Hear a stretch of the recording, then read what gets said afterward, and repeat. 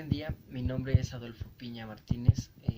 A continuación les voy a presentar la planeación didáctica que hice correspondiente a la actividad final de la materia de didáctica y competencias docentes a cargo de la maestra Marisol Rodríguez.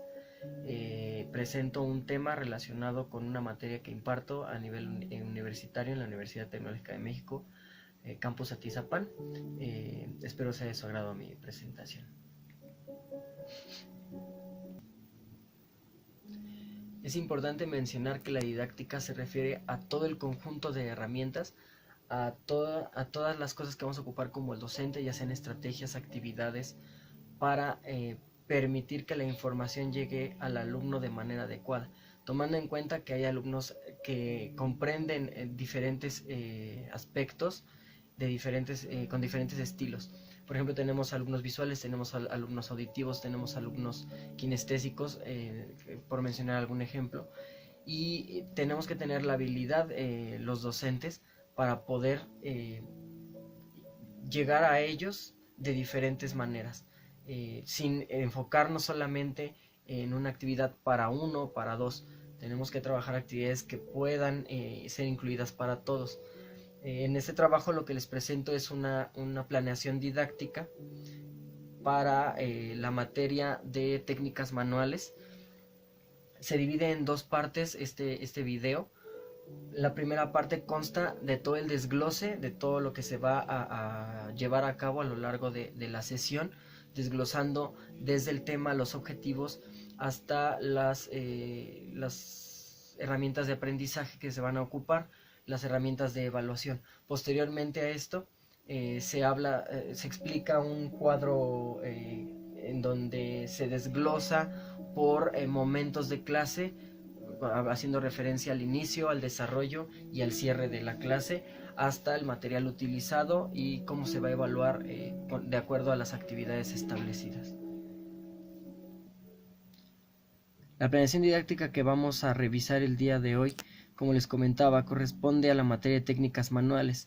Es una materia que cuenta con una sesión a la semana, por lo tanto vamos a hacer la planeación para este periodo. La duración de la sesión es aproximadamente de 110 minutos efectivos de clase. El tema que vamos a desglosar para esta materia es el tema de estiramientos musculoesqueléticos, y los subtemas que se van a revisar los vamos a detallar más adelante. Dentro de esta sesión vamos a hablar sobre la neurofisiología del estiramiento, que posee un contenido teórico práctico que igual más adelante, conforme se expliquen las actividades, podremos entender cómo vamos a atacar estos dos parámetros de este aprendizaje. Mi elección para el formato de planeación didáctica fue lo hice a modo de cuadro, utilizando 11 puntos de referencia. El primero es el tema, es en torno a lo que va a girar toda la clase. El segundo punto es la tarea final.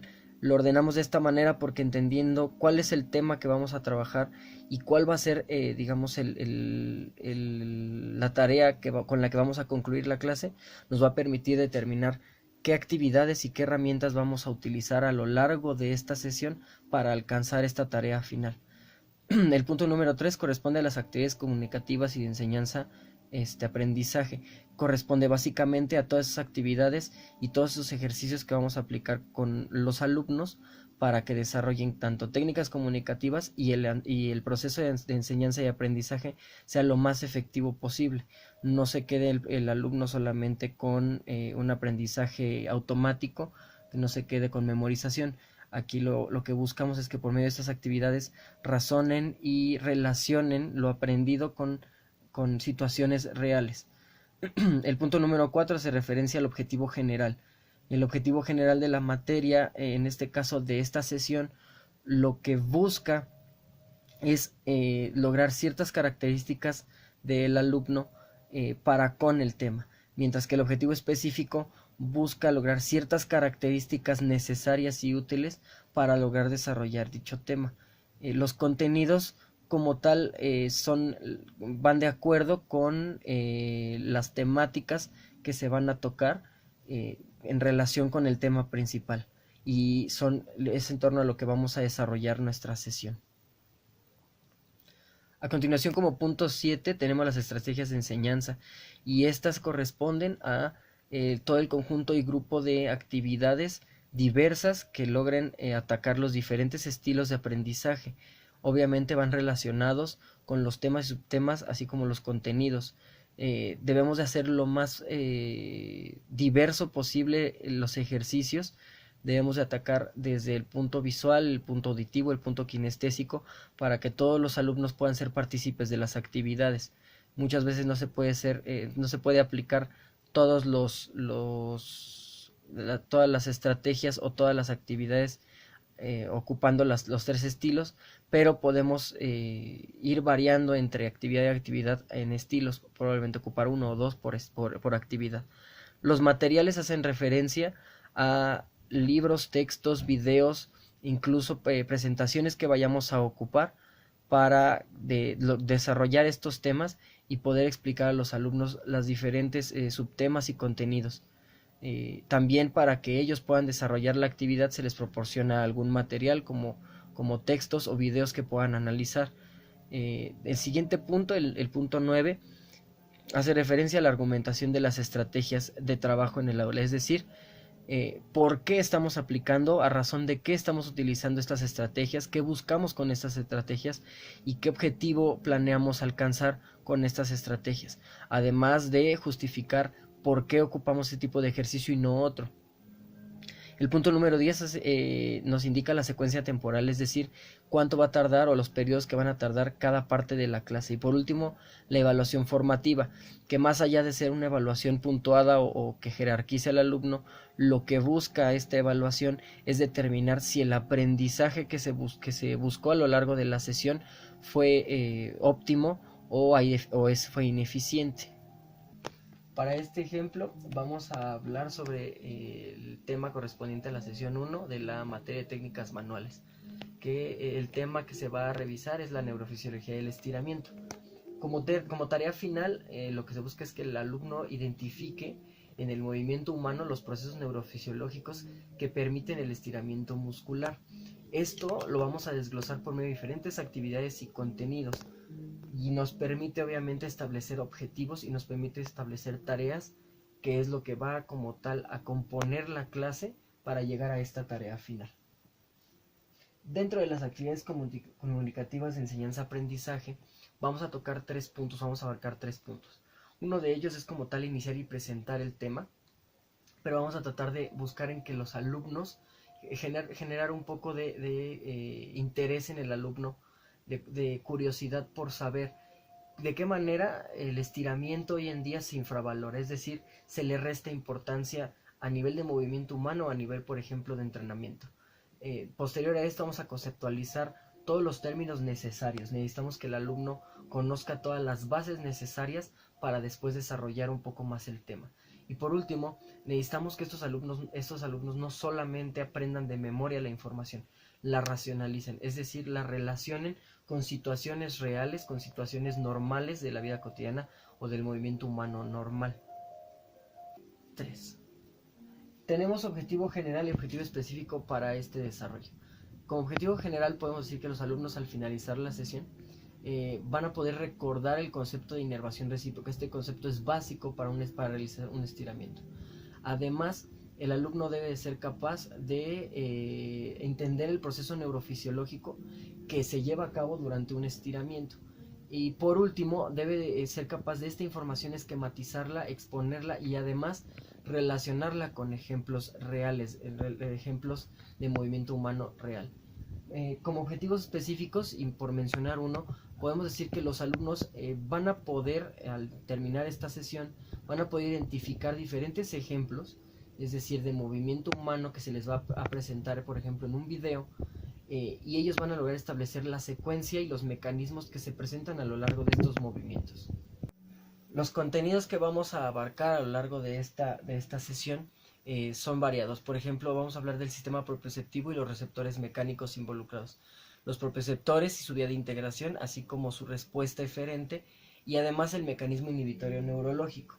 Ahora, Estos contenidos los vamos a trabajar por medio de diferentes materiales. Estos materiales van a ser audiovisuales, van a ser lecturas, van a ser como tal exposición del docente, a fin de que los alumnos tengan la posibilidad de experimentar, de escuchar y de ver diferentes estímulos, de ver diferente información para poder llegar a una racionalización de este contenido.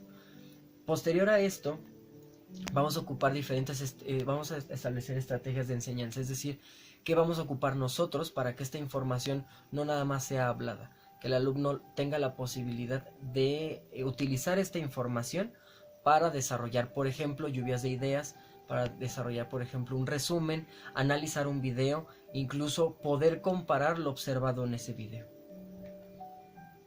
Ahora, la sesión se va a llevar a cabo en 3 estadios, es decir, vamos a tener un inicio de la clase que va a durar aproximadamente 20 minutos, que más adelante les explicaré cómo se va a desarrollar. Tendremos un desarrollo de clase que tendrá aproximadamente un tiempo de 70 minutos y un cierre de clase que tendrá un tiempo de 20 minutos. Con esto juntamos los 110 minutos, los 110 minutos efectivos. Por último, la evaluación del aprendizaje, que es parte importante, sobre todo para determinar si lo que hemos trabajado ha funcionado en cuanto al aprendizaje que queremos en el alumno, pues va en referencia a actividades que nos permitan determinar esto. Los alumnos, obviamente por medio del análisis, deben de poder relacionar los conceptos que se platicaron a lo largo de la sesión con lo presentado en estos videos, y que además puedan diferenciar y comparar entre cada uno de los mecanismos que se presentan en este ejemplo o en estos ejemplos en los videos.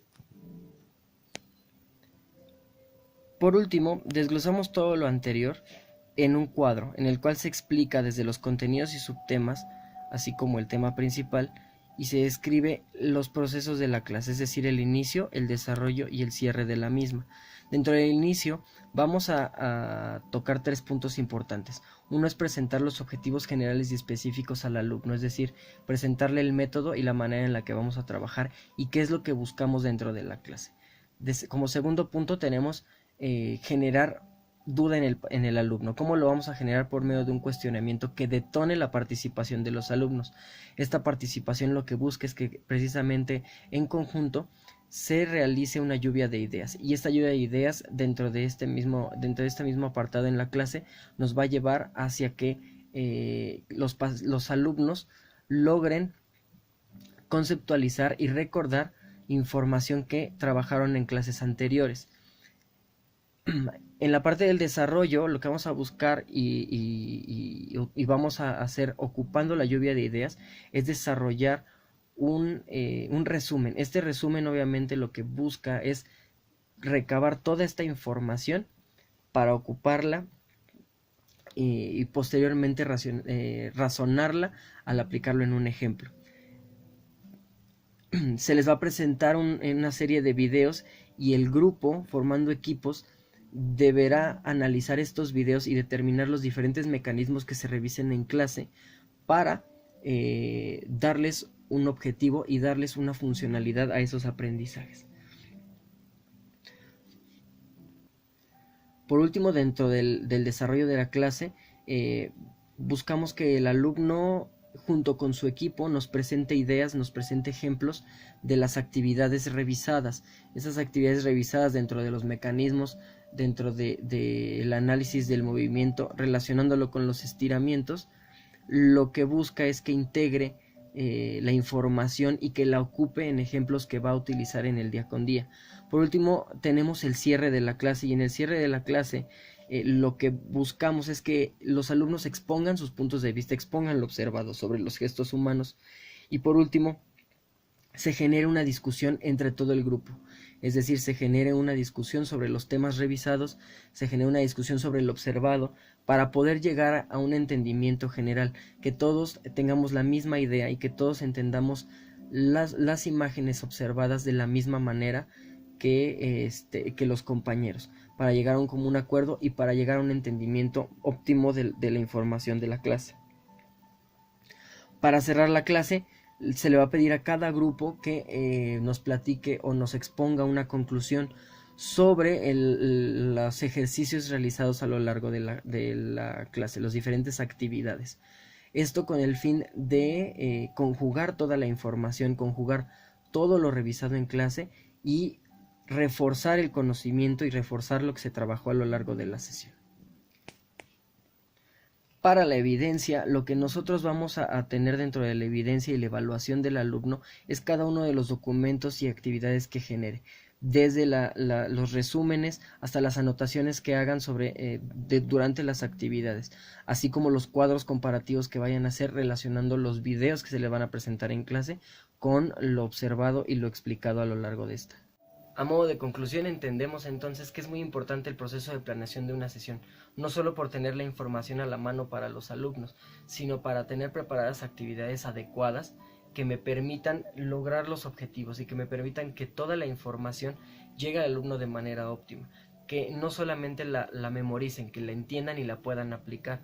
De esto viene también los objetivos y lo que nosotros podamos lograr con la información. Podemos hacer una clase amena y además podemos hacer una clase que sea interesante y que involucre a cada alumno y que le permita entender la información desde diferentes puntos de vista.